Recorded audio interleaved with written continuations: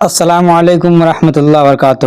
آج میں آپ لوگوں کو حدیث سنانے والا ہوں کہ مسلمانوں کو تکلیف پہنچانا یہ کتنا بڑا گناہ ہے، وہ آج میں آپ لوگوں کو حدیث آگے سنانے والا ہوں۔ تو اس حدیث کو آپ لوگ سنیے اور نصیحت حاصل کیے۔ ہدایت کے لیے ایک ہی حدیث کافی ہے، جنت میں جانے کے لیے ایک حدیث کافی ہے۔ کیوں کہ اگر ایک حدیث ہم سن کر کے عمل کر لیں گے اور کیا پتہ اللہ تبارک و تعالیٰ اس عمل کی وجہ سے ہمیں جنت کا فیصلہ کر دے، یہ کسی کو پتہ نہیں ہے، یہ اللہ بہتر جانتا ہے۔ تو آپ لوگوں کو آج حدیث سنانے والا ہوں، حدیث کو سنیے اور عمل کیجئے، اور اس حدیث کو آگے تک بھی شیئر کیجئے، اپنے دوستوں، یاروں اور پڑوسیوں کے پاس، رشتہ داروں کے پاس پہنچائے۔ کیا پتہ ہمارے ذریعے سے آپ اور آپ کے ذریعے سے انہیں اللہ ہدایت دے دے اور راہ راست پہ آ جائے اور نماز کا پابند ہو جائے، گناہوں سے بچنے والا بن جائے۔ تو چلیے، مسلمانوں کو تکلیف پہنچانے کا گناہ کیا ہے وہ میں آج آپ لوگوں کو سناتا ہوں۔ حدیث سنیے، بہت پیاری حدیث آپ۔ بسم اللہ الرحمن الرحیم۔ حضرت عبد الرحمن بن غنم رضی اللہ عنہ سے روایت ہے کہ نبی کریم صلی اللہ علیہ وسلم نے ارشاد فرمایا، اللہ تعالیٰ کے بہترین بندے وہ ہیں جن کو دیکھ کر اللہ یاد آئے، اور بدترین بندے چغلیاں کھانے والے، دوستوں میں جدائی ڈالنے والے، اور اللہ تعالیٰ کے پاس دامن بندوں کی کسی گناہ یا کسی پریشانی میں مبتلا کرنے کی کوشش میں لگے رہنے والے ہیں۔ بہت سے لوگ ایسے ہیں کہ وہ بدنام کرنے میں لگے رہتے ہیں اور وہ جدائی ڈالنے میں لگے رہتے ہیں۔ پاک دامن انسان کیوں نہ ہو، انہیں بھی پیچھے پڑے رہتے ہیں، لگے رہتے ہیں۔ اللہ تعالیٰ ہم سب کو حفاظت فرمائے۔ چلیے اگلی حدیث سناتا ہوں۔ حضرت ابن عباس رضی اللہ عنہ سے روایت ہے کہ رسول اللہ صلی اللہ علیہ وسلم دو قبروں کے پاس سے گزرے تو آپ صلی اللہ علیہ وسلم نے ارشاد فرمایا، ان دونوں قبر والوں کو عذاب ہو رہا ہے، اور عذاب بھی کسی بڑی چیز پر نہیں ہو رہا ہے کہ جس سے بچنا مشکل ہو۔ کوئی عذاب جو ہو رہا ہے ان پہ، کوئی بڑی چیز پہ نہیں ہو رہی ہے، وہ کیا ہے، بہت آسان ہے، ہم چھوڑ سکتے ہیں، ہم بچ سکتے ہیں، کہ جس سے بچنا مشکل ہو۔ ان میں سے ایک تو پیشاب کی چھینٹوں سے نہیں بچتا تھا اور دوسرا چغل خوری کرتا تھا۔ پیشاب کے چھینٹوں سے نہیں بچتا تھا، ایک چغل خوری کرتا تھا۔ اللہ کے نبی حضور صلی اللہ علیہ وسلم جب وہاں سے گزر رہے تھے، دو قبر والوں کو عذاب ہو رہا تھا، تو ان کے ساتھ صحابی تھے، نبی تھے، تو ان سے بتایا کہ یہ دو قبر والوں کو عذاب ہو رہا ہے، اب بس یہ دو گناہ کی وجہ سے، چغل خوری اور پیشاب کے چھینٹے۔ تو کیا یہ کوئی بڑی بات نہیں ہے، ہم بچ سکتے ہیں۔ اللہ تعالی ہمیں بھی اور آپ لوگوں کو بھی اس گناہوں سے بچنے کی حفاظت فرمائے۔ چلیے اگلی حدیث سنیے۔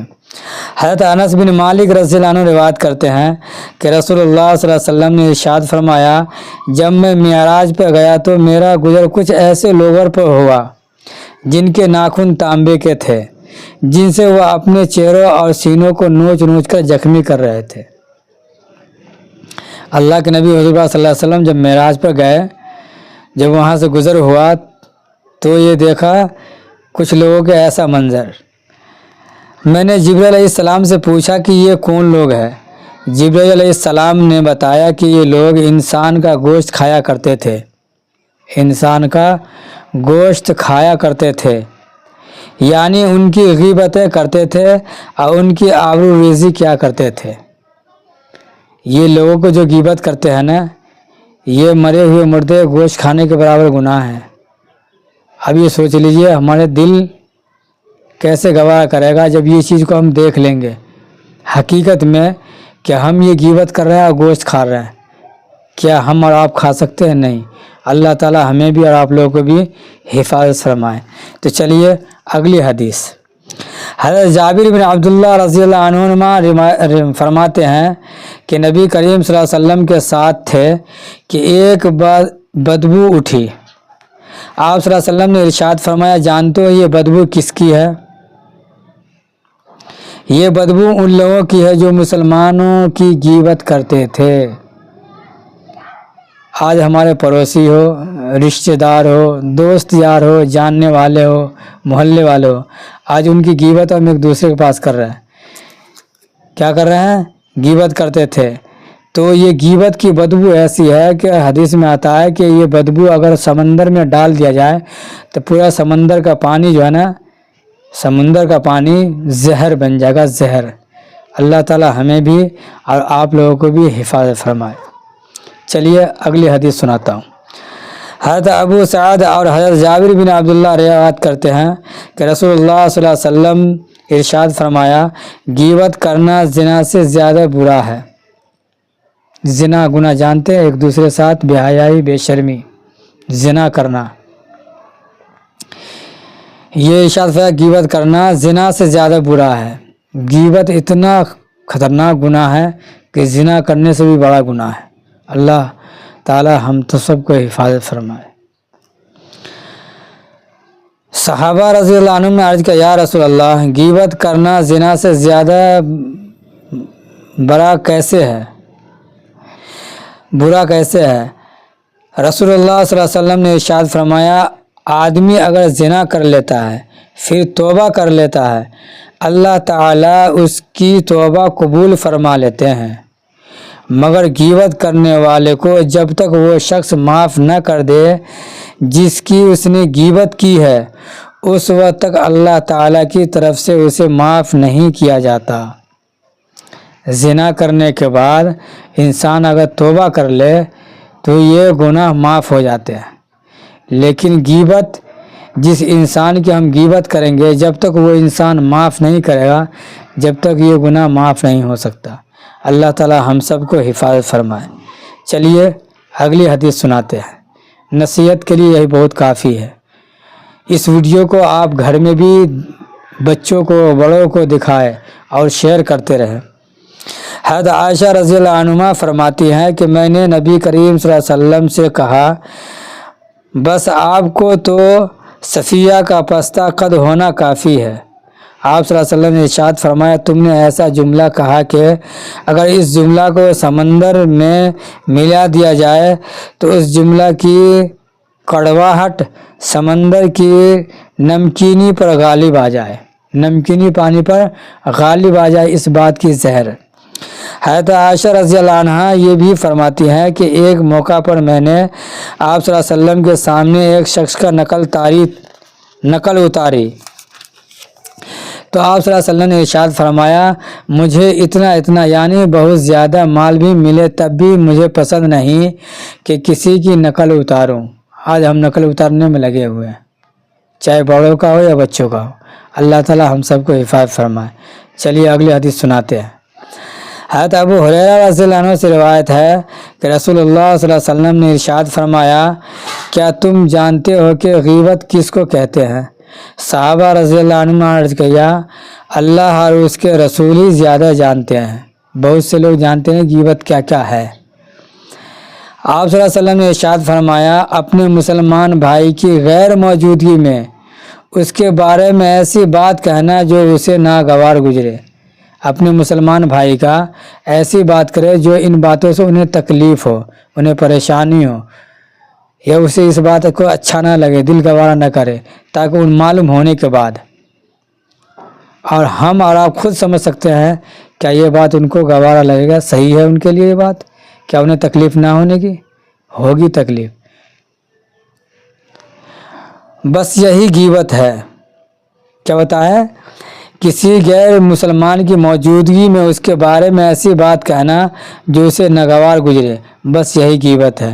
کسی نے عرض کیا، اگر میں اپنے بھائی کی کوئی ایسی برائی ذکر کروں جو واقعتاً اس میں موجود ہو تو کیا یہ بھی غیبت ہے؟